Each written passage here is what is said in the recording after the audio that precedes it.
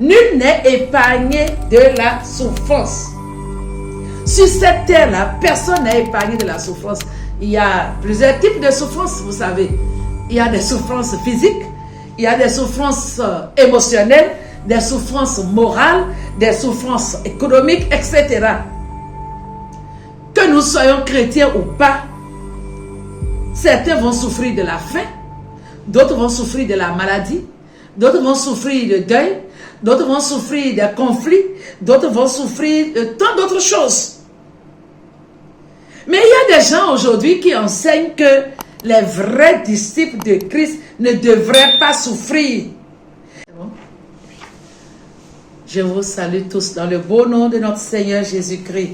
Nous sommes encore là ce matin pour notre méditation hebdomadaire. Nous allons parler ce matin de 5 raisons qui expliquent la souffrance. Frères et sœurs,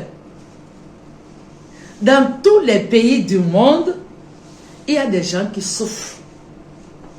Même dans les pays que nous considérons comme étant des pays développés, des pays où il y a l'abondance, il y a des gens qui souffrent. Des gens souffrent dans ces pays-là. La souffrance n'épargne personne. Les riches ont leur souffrance, les pauvres ont leur souffrance, les chrétiens ont leur souffrance, les non-chrétiens ont leur souffrance. Nul n'est épargné de la souffrance. Sur cette terre-là, personne n'est épargné de la souffrance. Il y a plusieurs types de souffrances, vous savez. Il y a des souffrances physiques, il y a des souffrances émotionnelles, des souffrances morales, des souffrances économiques, etc. Que nous soyons chrétiens ou pas, certains vont souffrir de la faim, d'autres vont souffrir de la maladie, d'autres vont souffrir de deuil, d'autres vont souffrir de conflits, d'autres vont souffrir de tant d'autres choses. Mais il y a des gens aujourd'hui qui enseignent que les vrais disciples de Christ ne devraient pas souffrir. Et leur argument est basé sur Ésaïe 53, du verset 3 au verset 7, qui affirme que Christ a porté nos souffrances sur la croix. Oui, Christ a porté nos souffrances sur la croix. Mais ce n'est pas vrai de dire que un enfant de Dieu ne va pas souffrir parce que Christ a porté nos souffrances sur la croix. Non. La rédemption que Christ nous accorde au travers de sa croix ne nous épargne pas de la souffrance, mais nous donne la capacité, la force de surmonter la souffrance, d'avoir la victoire sur la souffrance. Alors, il est important que ce matin, nous puissions passer en revue les 5 raisons qui peuvent expliquer les différentes souffrances que nous traversons parfois. Premièrement, la souffrance peut être la conséquence d'un péché commis. On peut souffrir à cause d'un péché commis. Quand nous nous détournons de Dieu, nous désobéissons à la parole de Dieu, le péché que nous commettons peut engendrer une souffrance terrible. L'infidélité peut amener un trouble dans un foyer, peut amener la souffrance sur les enfants, sur la progéniture, etc. Donc, le péché peut conduire à une souffrance quelconque. Dans la Bible, nous avons l'exemple de Caïn. Lorsque Caïn avait tué son frère Abel, la Bible dit quoi? Dieu l'a chassé, il est devenu errant, vagabond, il a souffert. À cause de quoi? Le meurtre qu'il a commis sur son frère. Et Israël, nous avons plusieurs exemples. Toutes les fois où Israël désobéissait à Dieu, Dieu les châtiait sérieusement. Le péché conduit toujours à la souffrance. Deuxième raison qui peut expliquer la souffrance. La souffrance peut être envoyée par Dieu pour nous corriger, pour nous réprimander. Dieu, dans son amour, Dieu notre Père, il nous châtie pour notre bien. Et je m'en vais vous lire ce passage-là, Hébreux 12. On va lire le verset 7 au verset 10. Écoutez attentivement. La Bible dit, supporter le châtiment, c'est comme des fils que Dieu vous traite. Car quel est le fils qu'un père ne châtie pas?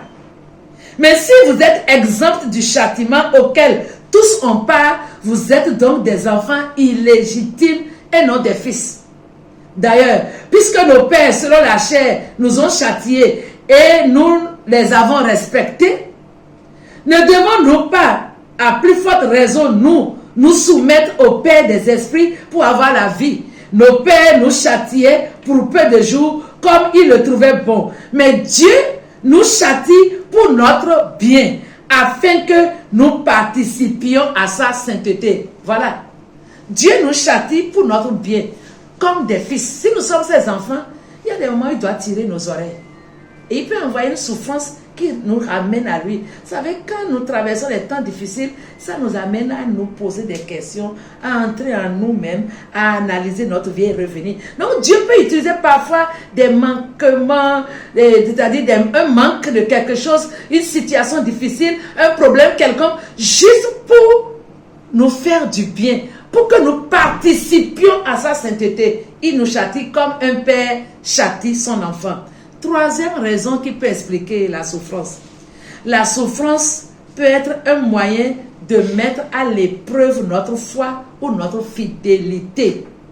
Oui, il y a parfois des épreuves que Dieu permet dans notre vie pour éprouver notre foi, éprouver notre fidélité.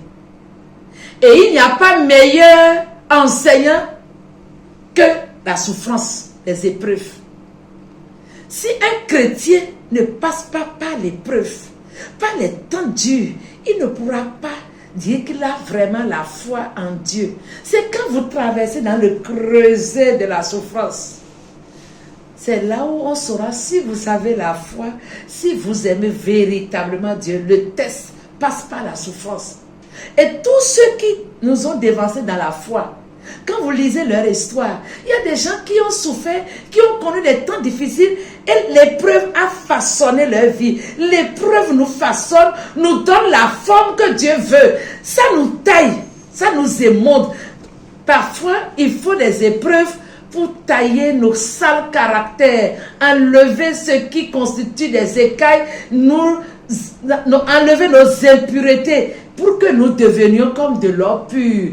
L'or qui ne passe pas par le feu n'est jamais brillant.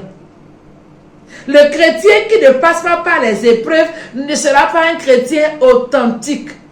C'est quelqu'un qui a une foi superficielle, traverse l'épreuve et quand il va sortir de l'épreuve, tu ressens revigoré dans ta foi et tu es affermi. Donc l'épreuve est une souffrance qui peut nous amener à devenir meilleurs chrétiens. Quatrième raison qui explique la souffrance aussi peut être due au fait d'être disciple de Christ. 2 Timothée 3,12 dit: Or, tous ceux qui veulent vivre pieusement en Jésus-Christ seront persécutés. Du fait que tu as choisi de suivre le Seigneur, tu peux souffrir à cause de ça. Tes amis vont te haïr. Des gens vont te persécuter. Les gens vont se moquer de toi à cause de ta foi en Christ. La Bible l'a dit. Donc, il y a des souffrances qui sont liées à notre engagement à servir Dieu. Parce que quand vous êtes dans un groupe où les autres n'adorent pas Dieu et que toi, ta vie chrétienne est comme un jugement pour eux, ils sont prêts à t'insulter, à se moquer de toi. C'est une forme de souffrance. Mais tu es bon mon frère, tu es bon ma soeur. La Bible a dit, si tu veux vivre pour Christ là, tu seras persécuté. Jésus nous a prévenus en disant, si le bois vert brûle, qu'en sera-t-il du bois sec? C'est nous qui comparons au bois sec. Lui, étant saint, vous voyez comment les gens ont fait souffrir Jésus? Les pharisiens, les sadducéens, chacun envoyait des paroles. Jésus a connu tout ça là. Lui qui n'a pas de péché. À plus forte raison, non. Suivre le Seigneur peut impliquer la souffrance des épreuves. Et on peut souffrir à cause de Christ. Mais la Bible nous dit, réjouissez-vous si vous souffrez à cause de Christ.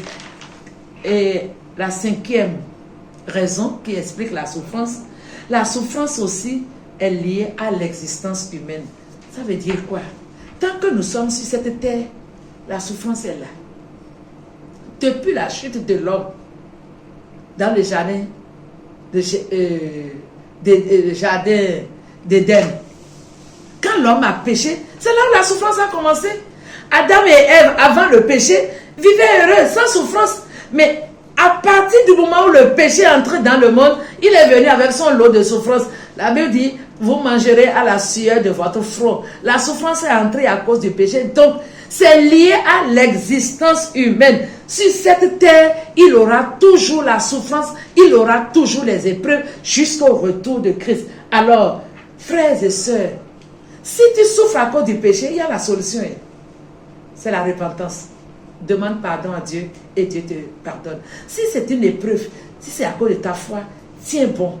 Le Seigneur te donnera la victoire et ce temps passera. Ça ne sera pas pour toujours, hein. C'est pour un temps l'épreuve. La souffrance est pour un temps et la restauration vient ensuite.